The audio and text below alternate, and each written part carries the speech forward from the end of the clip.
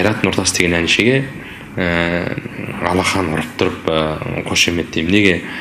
Ол өте еңбекқор бала. Сүйгенім сақта,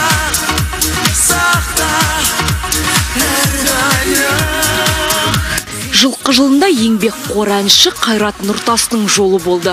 Сөйтіп ол қазақ шоу-бизнесінің ең табысты әншілердің көшін бастап тұр.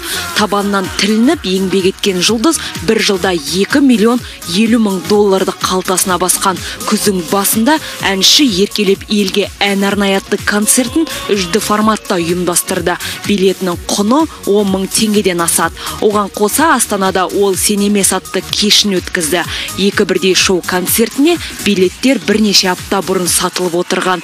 Халықтың қазынасы тойыңызға шақырсаңыз $7 мың сұрайды. Бұдан бөлек 9 ән жинақ киім сататын бутигінен де пайда түскен бұл әулетке. Менеджменттің қыр-сырын жақсы меңгерген 26 жасар әнші жақын арада жеке әуе жүйесін іске қосуды жоспарлап отыр.